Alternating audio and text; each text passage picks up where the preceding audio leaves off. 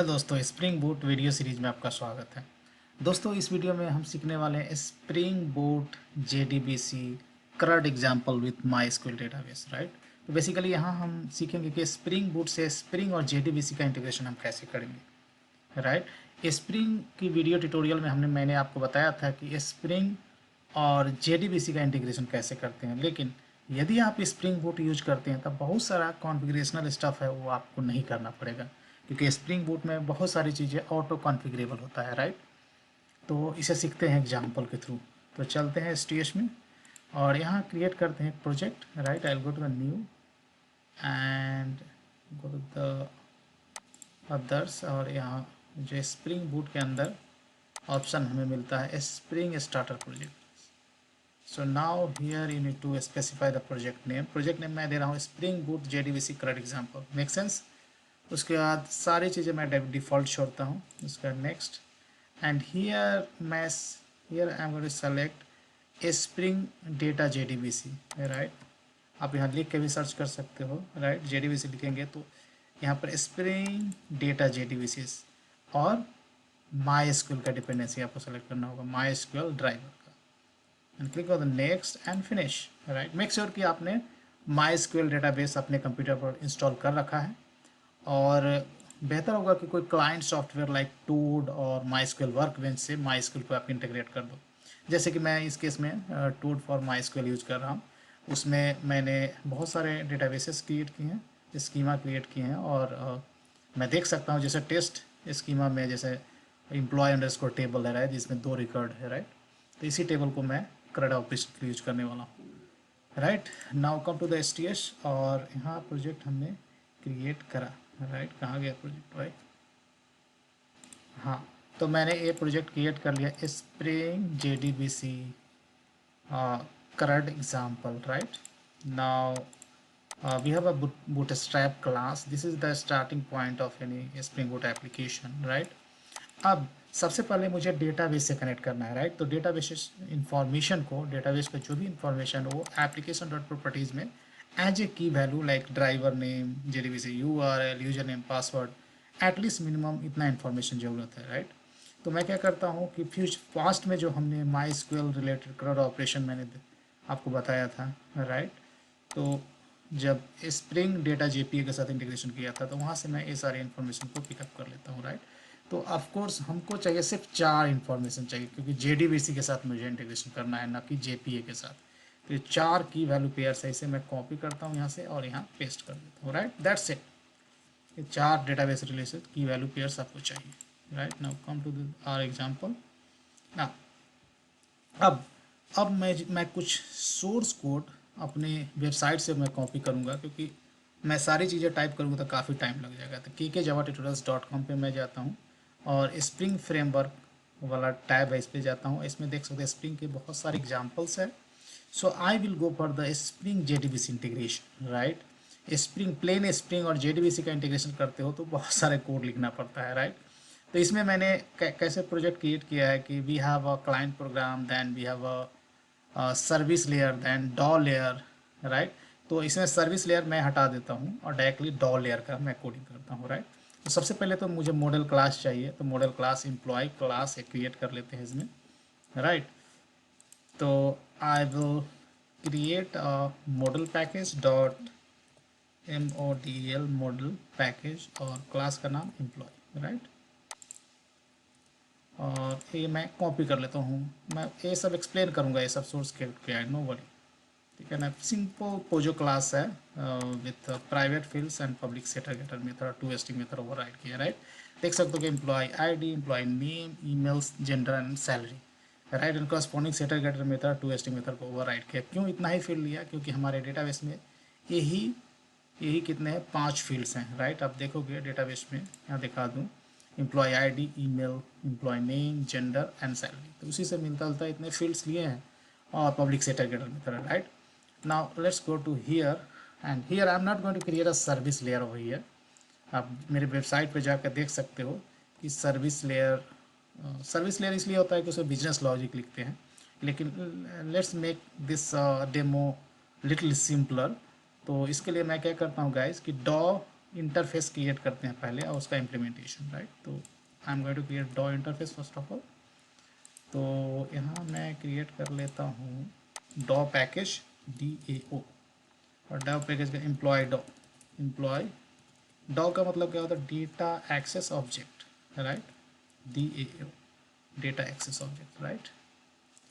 And ये code मैं simply I would say copy paste कर दूंगा, राइट। सिंपल है, इंटरफेस है और सिंपल मेथड डिक्लेरेशन है, राइट। CRUD ऑपरेशन परफॉर्म करने के लिए मुझे जो मेथड्स चाहिए वो डिक्लेयर है, राइट। और यहाँ देख सकते हो कि मेथड मैं बता देता हूँ, जैसे क्रिएट एम्प्लॉय है जो कि एम्प्लॉय का इंस्टांस ले रहा है डेटाबेस में, और एम्प्लॉय में रो क्रिएट कर देगा, राइट, एम्प्लॉय। और उसके बाद fetch employee by ID, employee ID दोगे तो एम्प्लॉय का इन्फॉर्मेशन डेटाबेस से फेच करके देगा। और fetch all employees, fetch all employees मतलब एम्प्लॉय सारे एम्प्लॉय का इन्फॉर्मेशन डेटाबेस टेबल से आप फेच करना चाहते हो तो ऑफकोर्स उसको रिटर्न टाइप लिस्ट देना होगा। Update employee email by ID, right. Employee का ईमेल अपडेट करना हो फॉर स्पेसिफाइड एम्प्लॉय आईडी तो आप वो भी कर सकते हो, और एम्प्लॉय का information based on the ID आप डिलीट कर सकते हैं। Pretty simple. Now we have to create corresponding implementation of this interface, right? And let's say that is a .impl, तो .impl क्रिएट कर लेते हैं। चाहो तो .impl इसी पैकेज में क्रिएट कर सकते हो, नहीं तो अलग से भी पैकेज क्रिएट कर सकते हैं। .impl कर देते हैं और सीधा कॉपी पेस्ट मैं कर देता हूँ। बहुत सिंपल है, इसमें नथिंग रॉकेट साइज to understand this code, right. Ultimately ये प्रोजेक्ट मैं गेटअप पे चेक इन भी करूँगा तो सोर्स कोड आपको मिल ही जाएंगे, right. So I am going to paste as it is, right. मैं पेस्ट कर देता हूँ और एक कोड को मैं ऑफकोर्स मैं एक्सप्लेन करूँगा आपको, नो वरी, एक्सप्लेन करूँगा मैं। ये आपको इंपोर्ट करना होगा क्योंकि ये इंटरफेस दूसरे पैकेज में है। And now you have to import employee as well. यहाँ पर रो मैपर है, वहाँ पे एम्प्लॉय रो मैपर, उसमें एरर आ रहा है क्योंकि रो मैपर जब JDBC से आप डील करते हो तो एक रो मैपर आपको क्रिएट करना पड़ेगा, right, which is a call back method map row which is going to call, जैसे भी आप कस्टम डेटा टाइप सेलेक्ट करते हो, राइट, जैसे एम्प्लॉय कस्टम डेटा टाइप हुआ, राइट, वो सेलेक्ट करेंगे तो उसके लिए आपको रो मैपर क्रिएट करना होगा। ये लाइफ साइकिल मेथड मैप रो हर एक रो के लिए एक एक बार कॉल होता है, हर एक डेटाबेस रो के लिए एक एक बार कॉल होगा, right. So let me create this guy in the same package में डंप कर देता हूँ, यहाँ डंप कर देता हूँ और इसको कॉपी पेस्ट कर देते हैं, राइट। तो जहाँ भी सेलेक्ट करते हैं डेटा को वहाँ पर रो मैपर हमें लगता है, right. So just I am going to copy paste row mapper कर, थोड़ा सा और मैं एक्सप्लेन कर देता हूँ गाइस। जैसे यहाँ डॉ में आप देख रहे हो, नाउ एरर हैज गॉन, जैसे डॉ में आप देख रहे हैं, राइट। यहाँ मैं बता दूँ, जैसे फेच एम्प्लॉय बाय आईडी है, राइट, तो यहाँ JDBC टेम्पलेट हम यूज कर रहे हैं। क्वेरी फॉर ऑब्जेक्ट है, SQL query select star from employee table where employee ID equal to place holder है, राइट। और ये प्लेस होल्डर यहाँ हम प्रोवाइड कर रहे हैं, राइट। तो बेसिकली ये कस्टम ऑब्जेक्ट रिटर्न कर रहा है, राइट। तो इसके लिए आपको रो मैपर लिखना होगा, जैसे एम्प्लॉय रो मैपर मैंने लिखा है वो इम्प्लीमेंट कर रहा है रो मैपर को, right. And this interface is having a method is called map row. तो डेटाबेस में जितने भी रो रिटर्न आता है उसके लिए हर एक रो के लिए ये लाइफ साइकिल मेथड एक बार कॉल होगा। एक बार कॉल होगा तो एक रो फेच करोगे, राइट, और करस्पॉन्डिंग कॉलम को मैं फेच करके हर एक रो के एवरी कॉलम को फेच करके एम्प्लॉय में सेट कर रहा हूँ, right. This will be called by the JDBC itself, right, you don't need to take. और उसी तरह से जैसे फेच ऑल एम्प्लॉयज करें तो यहाँ भी आपको पास करना होगा ये, राइट। बाकी सब सिक्वल क्वेरीज है और JDBC टेम्पलेट के सारे मेथड्स को मैं यूज कर रहा हूँ CRUD ऑपरेशन परफॉर्म करने के लिए, राइट। अब आपको क्या करना होगा गाइज, इसको एट रिपोजिटरी से ऑनोटेट करना होगा क्योंकि ये रिपोजिटरी है। और उसके बाद आपको यहाँ एट ऑटो वायर कर देना है, that's set, nothing more than this configuration. Directly अब ये कर सकते हो, राइट। अब ऑलमोस्ट वी आर डन। अब हमें जाना है, कहाँ जाना है गाइस, बूटस्ट्रैप क्लास में हम जाते हैं, बूटस्ट्रैप क्लास में हम जाते हैं, जो ये बूटस्ट्रैप क्लास है अपना, राइट। अरे यार पैकेज थोड़ा सा सही सॉरी गाइस, मैंने इस सब पैकेज क्रिएट कर दिया, राइट, रेदर देन क्रिएटिंग सब पैकेज, ये सब इंडिपेंडेंट पैकेज मैंने क्रिएट करना चाहा था। गड़बड़ हो गया सब, राइट। मुझे इंडिपेंडेंट पैकेज ये सब चाहिए, not package inside package.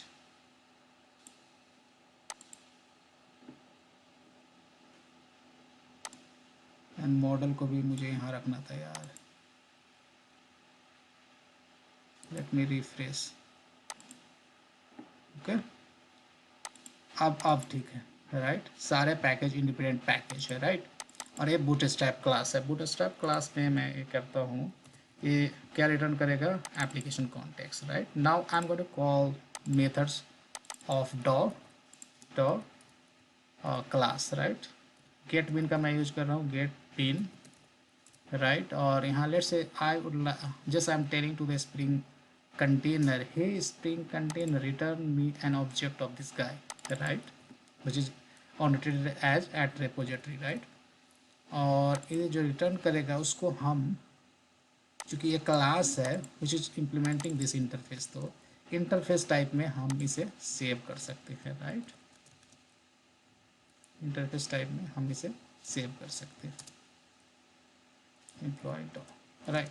now I have a reference of employee dog, I can call any method, right। जैसे मैं create employee कर सकता हूँ, right। थोड़ा सा कोड मैं कॉपी कर लेता हूँ यहाँ से गाइस, बहुत छोटे छोटे कोड स्निपेट है वो मैं कॉपी कर रहा हूँ, राइट। जैसे एक कॉपी कर रहा हूँ मैं, एक private static method which basically returns an employee object, right. Pretty simple. क्या कर रहा है, एम्प्लॉय ऑब्जेक्ट क्रिएट करके सारे एट्रीब्यूट्स को सेट करके एम्प्लॉय ऑब्जेक्ट रिटर्न कर रहा है। लेट्स से मैं नेम शोन करता हूँ and I would say Shawn cs@gmail.com, mail, let's say salary is 99,000, right, and I'm going to call this guy from here, right। pretty simple। ये employee object return करेगा। I'm just trying to create an employee in the database, right, with this information। तो क्या होगा, corresponding create method call होगा। यहाँ देख सकते हो कि query है with some placeholder, राइट। तो एम्प्लॉय से हम सारे एट्रीब्यूट्स को निकालते हैं, अपडेट मेथड को कॉल करते हैं, सिक्वल क्वेरी है। और जो भी प्लेस होल्डर है वो पहला प्लेस होल्डर रिप्रेजेंट करता है एम्प्लॉय नेम को, सेकंड प्लेस होल्डर ईमेल को, जेंडर को, थर्ड एंड फोर्थ सैलरी को। उसी ऑर्डर में आपको यहाँ इंफॉर्मेशन सप्लाई करना है, राइट। एंड यदि इसका वैल्यू 1 आया, that means record is created in the database and this will print employee is created। Pretty simple। So let me run this application, right। Let me run this application, cool। and it is saying that employee is created। now let's verify the database की record create हुआ है कि नहीं। तो पहले से हमारे database में 2 रिकॉर्ड था, इसको रिफ्रेश करता हूँ तो you'll see third record, right. Shawn है जो कि नाम है shon.create@gmail.com, mail and 99,000 is the salary, right. So employee is created, right. That means create current में सी हो गया आपका, राइट। हम नेक्स्ट देखते हैं, राइट। टेक्स्ट देखते हैं, फेच वाला है, right. Fetch employee by ID, let's say employee with ID I'm trying to fetch, and this guy is going to return us employee, right। employee को simply हम print कर देते हैं, right। तो let me print this employee। इस तरह से हमें fetch employee by ID भी टेस्ट हो जाएगा, right। let me run and here you can see employee with ID, ठीक है ना, getting fetched from the database, right. आप देखोगे डेटाबेस से मैच करके, तो exactly this information available in the database for employee with ID 1, right. तो ये भी टेस्ट हो गया। उसके बाद let's say I am going to test, यहाँ पर थोड़ा मार कर दे देते हैं ताकि नेक्स्ट जो कॉल होगा वो पता चलेगा। अब मैं again I will this use this reference, और यहाँ पर फेच ऑल एम्प्लॉयज़ भी है, राइट। ये क्या करेगा, डेटाबेस से सारे एम्प्लॉयज़ की इन्फॉर्मेशन को फेच करके आपको लाएगा। Directly we can call the for each, right, Java 8 का, और system dot out colon print method reference यहाँ मैं पास कर रहा हूँ, राइट। अब ये क्या करेगा कि ये यहाँ तक क्या करेगा, ये लिस्ट रिटर्न करेगा। आपको देखोगे तो इसका रिटर्न टाइप क्या है, लिस्ट है guys. List of employee return करेगा, राइट। और फॉर ईच लगा के मैं पूरे लिस्ट को प्रिंट कर रहा हूँ। If I run then you should be able to print all the employees information. तो ये पहला एम्प्लॉय बाई आईडी का फेच एम्प्लॉय बाई आईडी का आउटपुट है, राइट। उसके बाद ये मार्कर के बाद जो भी है हमारे डेटा में 3 एम्प्लॉयज़ है विथ ID 1, 2 and 3, राइट। तो all those employees information we are fetching and printing over here, right. तो ये भी हो गया। अब 2 API और है, वो भी टेस्ट कर लेते हैं, राइट। एक होगा अपडेट वाली, राइट, अपडेट एम्प्लॉय ईमेल वाला, राइट। तो वो भी देख लेते हैं। Now I am going to call update employee email by ID. तो न्यू ईमेल आपको पास करना है, राइट, और यहाँ आईडी पास करना है, राइट। किस एम्प्लॉय का ईमेल आप अपडेट करना चाहते हैं। Let's say I would like to update the employee whose ID is 1, और जिसका आईडी 1 है उसका करेंट ईमेल एड्रेस क्या है, ये है। इसको मुझे अपडेट करना है, राइट। लेट्स से kk.cs 2018 है, तो 2020-21 कर देते हैं, राइट। इसे अपडेट कर देते हैं। Now if I run then it is supposed to update in the database, right। अभी देखो ये बोल रहा है employee email is updated for ID 1, right, क्योंकि ये मैसेज हम कहाँ प्रिंट कर रहे हैं, इसमें प्रिंट कर रहे हैं, राइट। अपडेट होगा तो ये मैसेज प्रिंट कर रहा है, right. And we have update query, right. JDBC template use कर रहे हैं। अब हम जाके यहाँ वेरीफाई कर लेते हैं डेटाबेस को। So here you can C kk.cs 2021@gmail.com update हो गया, राइट। एम्प्लॉय का जो ईमेल है वो अपडेट हो गया। तो this API is also working perfectly fine, right. अब क्या पेंडिंग है गाइज, एक API पेंडिंग होगा आपका। वो कौन सा API है, डिलीट वाली, राइट। हमने ये सारे को टेस्ट कर लिया, ये डिलीट। यदि डेटाबेस से रिकॉर्ड को डिलीट करना चाहे तो भी डिलीट कर सकते हैं, तो वो भी टेस्ट कर लेते हैं। तो I have a reference on employee DAO and I will do delete employee by ID. Let's say कि employee with ID 3 I would like to delete 3 से जो employee ID 3 से जो information है database में that I would like to delete, right। So here you can see employee by ID के लिए employee fetch all employee information and then message I could see employee is deleted with ID equal to 3, right। Why this message is coming, क्योंकि अपने DAW layer जो में है, जो DAW implementation है, right, उसमें हमने क्या लिखा है कि यदि डिलीट क्वेरी सक्सेसफुली एक्सिक्यूट हुआ तो ये 1 रिटर्न करेगा। जब 1 रिटर्न करेगा जैसे हम printing employees deleted with whatever ID we are passing over here, तो इसीलिए वो मैसेज आ रहा है। लेकिन आपको डेटाबेस वेरीफाई करना है। If I refresh then you can see employee with ID is deleted from the database, right. तो इस तरह से हमने जो CRUD ऑपरेशन है MySQL के साथ परफॉर्म किया। एंड लुक एट द मतलब कोड बहुत कम है, कॉन्फ़िगरेशनल स्टफ बहुत कम है, राइट।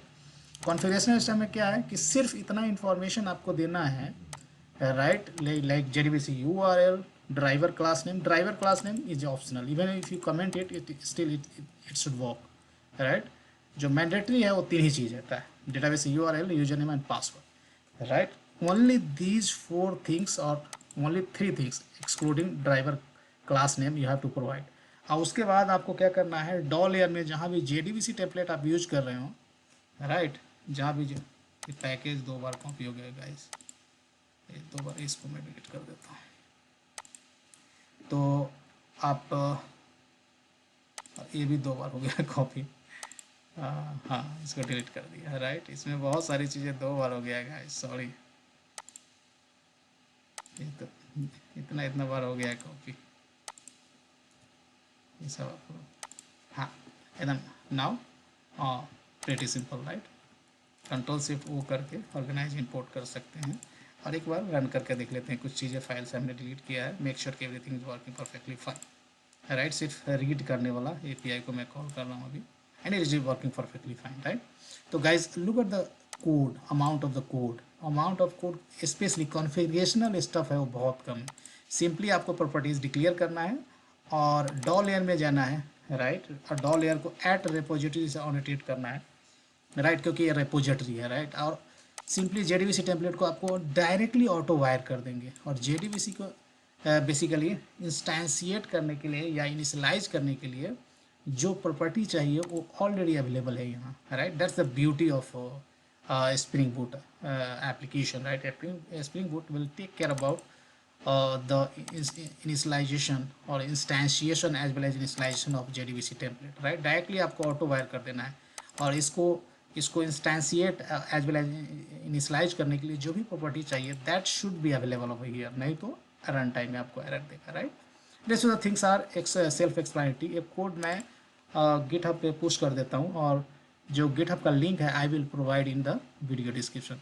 तो दोस्तों आशा है वीडियो पसंद आया होगा, वीडियो से लाइक करें, शेयर करें और वीडियो देखने के लिए बहुत बहुत धन्यवाद।